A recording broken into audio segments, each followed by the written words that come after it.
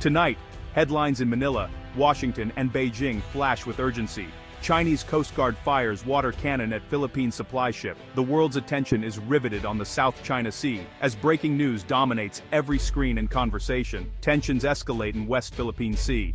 The atmosphere is electric, with every movement at sea watched closely by military analysts and ordinary citizens alike. These are not just headlines, they signal a crisis in one of the world's most vital waterways. The South China Sea is a lifeline for global trade, and any disruption here sends shockwaves far beyond Asia.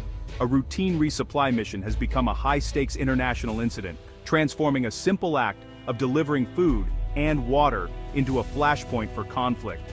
For the Philippines, this is a direct threat to sovereignty and livelihood. Fishermen, families, and entire communities depend on these waters for survival. The world is watching, anxious. In homes and public squares, Filipinos hold their breath, hoping for peace but bracing for escalation. The latest incident, a small Philippine supply boat, Unaiza May 4, delivering essentials to Marines on the BRP Sierra Madre at Ayungin Shoal, is attacked by Chinese Coast Guard vessels, turning a humanitarian mission into a dangerous confrontation. High-pressure water cannons shatter the boat's windshield, injuring crew. The violence is sudden, and the message unmistakable. Beijing's message is clear: intimidation and blockade. The Chinese Coast Guard asserts its presence with overwhelming force, leaving no room for negotiation. In Manila, President Marcos Jr. convenes his Security Council and issues a tougher response than before. The government's resolve is hardening with every incident. The Philippines vows not to yield a single inch of territory. The nation's leaders stand united, determined to defend their sovereignty at all costs. This is a direct signal to Beijing and a call for international support. The Philippines appeals to allies and the global community, seeking solidarity in the face of aggression. Incidents are becoming more frequent and dangerous. Each new clash raises the risk of miscalculation and unintended escalation. What began as shadowing and blocking has escalated to direct confrontations. The pattern is clear. Tensions are rising, and the stakes are higher than ever. Chinese military-grade lasers, ramming and maritime militia have created a powder keg. The risk of a spark, igniting a larger conflict, grows with every encounter. Every resupply mission is now a potential flashpoint. What was once routine is now fraught with danger, as crews prepare for the worst each time they set out. Filipino sailors face a superior force daily, but their resolve is unwavering. The risks are growing, but so is their determination to defend their nation's rights. The question is no longer if a major incident will happen, but when. The sense of urgency is palpable, as leaders and citizens alike brace for what may come. The stakes, national sovereignty, regional stability, and the future of the West Philippine Sea.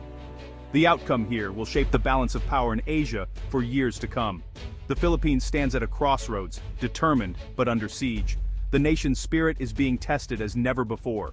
The world waits to see what happens next. Allies, rivals, and neutral observers all watch, knowing that the consequences will be global.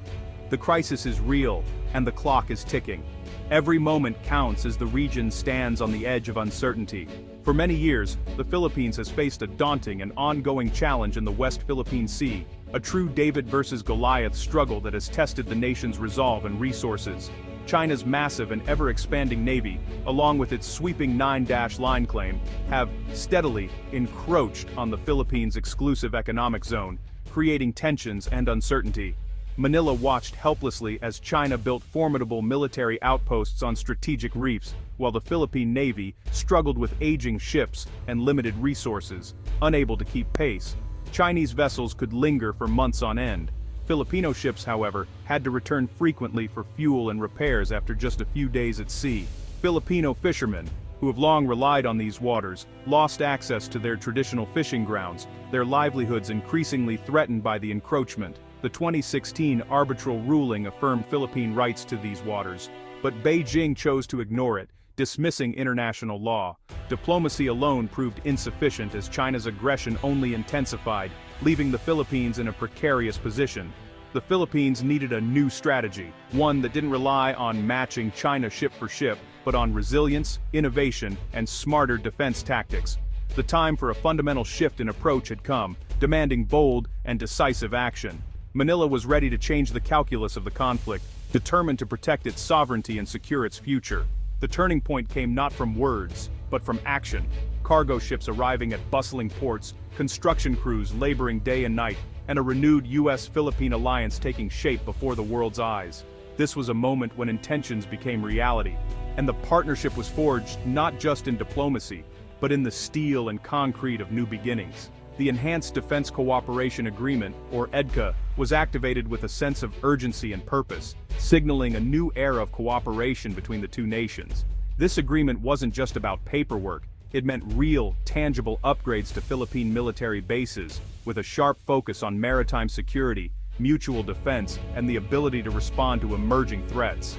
U.S. support enabled the Philippines to bolster its own defenses, building a network of strategic sites for a stronger, more resilient presence in the West Philippine Sea, where tensions often run high. These are not U.S. bases, but sovereign Philippine facilities, upgraded and modernized with American funding, technical expertise, and close collaboration between both nations' forces. Construction is underway. New runways stretch across the landscape, piers extend into the sea, barracks rise, and logistical hubs are established to support rapid deployment and sustained operations. Filipino and American service members work side by side, training together, sharing knowledge, and building trust and interoperability that will last for generations. The goal is clear: deterrence, not offense. The alliance aims to prevent conflict by demonstrating strength and unity. Upgraded bases now allow for faster response times, longer patrols, and a heightened ability to monitor and protect vital sea lanes, raising the cost of any potential aggression. The alliance is now visible, credible, and practical. No longer just a promise, but a living reality on the ground and at sea. This cooperation transforms promises into reality, turning blueprints into operational strength and shared resolve. It's a true game-changer for regional stability, reshaping the balance of power and ensuring a safer future for all. The Philippines is no longer alone. With steadfast allies and modernized defenses, it stands ready to face the challenges ahead. Palawan, the Philippines' westernmost province, is now the front line of defense. Once limited by modest facilities, Palawan is being transformed with U.S. funding and technical support. New deeper piers accommodate larger ships, expanded fuel depots enable rapid turnaround for patrols. Advanced workshops allow on-site repairs, keeping ships in the fight. This shift from reactive to proactive defense is crucial. Upgrades boost morale. Sailors see real investment in their safety and mission. New barracks, command centers, and runways support better living and operational conditions. The message: the nation and its allies are committed to defending sovereignty. Palawan is now a formidable shield, ready for any challenge. The front line is stronger than ever.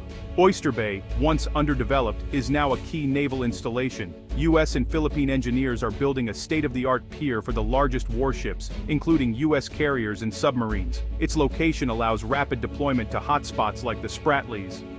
Oyster Bay is becoming a fully functional operating base, with command centers and supply depots. Philippine frigates can now be stationed at the doorstep of contested waters. Southward, Balabac Island's airstrip is being upgraded for larger aircraft, including US P-8 Poseidons.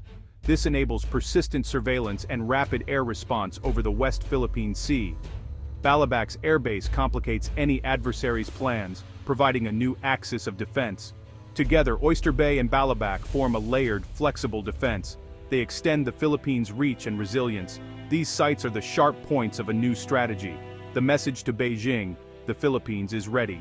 Pagasa Island, the largest Philippine-held feature in the Spratlys, is more than a military outpost.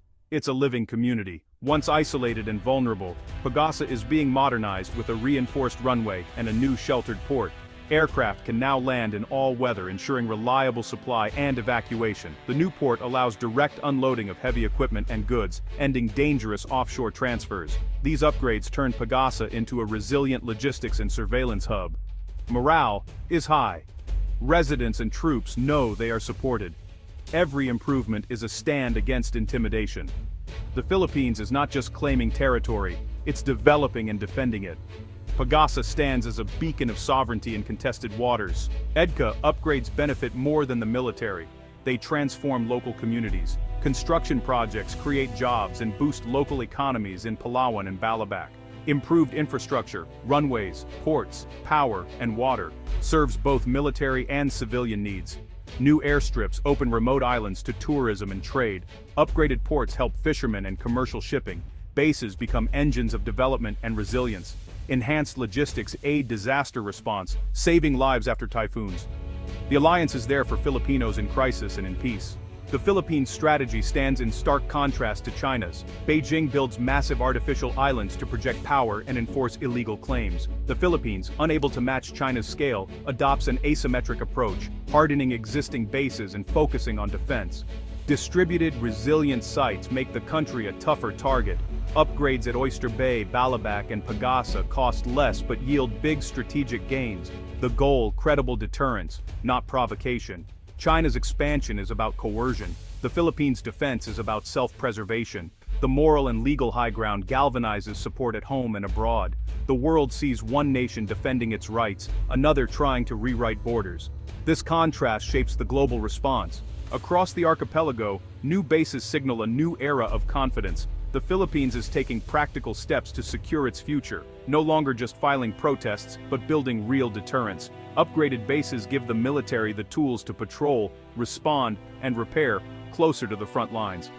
The aim: prevent war by raising the cost of aggression. The US-Philippine alliance is now a dynamic, operational partnership. Joint work at EDCA sites builds trust and ensures the Mutual Defense Treaty is real. The message: an attack on the Philippines will not go unanswered. This is a story of sovereign pride and hope. The nation stands up for its rights, backed by strategy and its oldest ally. In the turbulent waters of the 21st century, the Philippines is determined to prevail.